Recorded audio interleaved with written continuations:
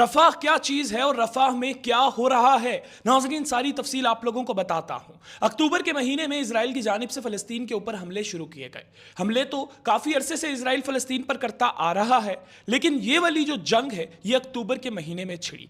नाज़रीन अक्टूबर के महीने में इस जंग का आगाज़ हुआ गज़ा से। गज़ा में इजराइल की जानिब से बमबारी की गई। जब गज़ा में इजराइल की जानिब से बमबारी की गई तो गज़ा के लोगों ने उधर से हिजरत करना शुरू की। गज़ा के लोग गज़ा से हिजरत करके खान यूनस नामी इलाके में शिफ्ट होने लगे।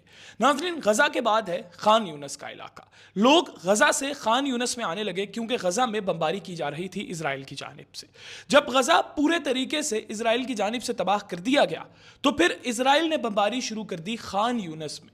नाज़रीन जब इजराइल की जानिब से खान यूनस पर बमबारी शुरू की गई तो खान यूनस के अंदर जो लोग मौजूद थे उन्होंने रफ़ाह में हिजरत करना शुरू की। रफ़ाह फ़लस्तीन का आखिरी इलाका है। रफ़ा के बाद इजिप्ट का बॉर्डर है और फिर इजिप्ट शुरू हो जाता है। तो नाज़रीन आखिरी ठिकाना फ़लस्तीनियों के पास रफ़ा था। फ़लस्तीनी रफ़ा चले गए। जब जंग शुरू हुई थी अक्टूबर के महीने में तो तब रफ़ा की आबादी तकरीबन 1,75,000 2 लाख के करीब थी। लेकिन नाज़रीन इस वक्त तकरीबन 10 लाख से लेकर 15 लाख के करीब फ़लस्तीनी पनाह लिए हुए हैं रफ़ा में। नाज़रीन पहले ये बात की जा रही थी कि इजराइल की जानिब से रफ़ा में बमबारी नहीं की जाएगी।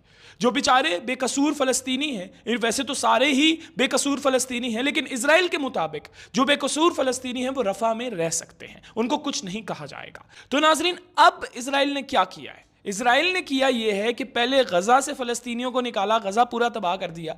फिर खान यूनस से फ़लस्तीनियों को निकाला, खान यूनस पूरा तबाह कर दिया। एंड पे ये जो अब रफ़ा रह गया था, अब इजराइल की जानिब से रफ़ा के ऊपर बमबारी शुरू कर दी गई है।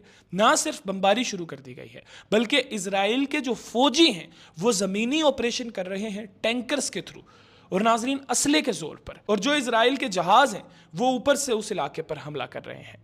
नाजरीन उस इलाके में आधे से ज़्यादा बच्चे मौजूद हैं।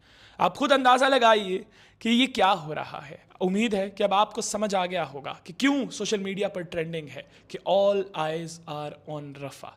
क्योंकि अगर रफ़ा ख़त्म हो गया तो बस फिर फ़लस्तीनी ख़त्म हो जाएंगे और फ़लस्तीनियों का कोई नामो निशान नहीं रहेगा। शुक्रिया।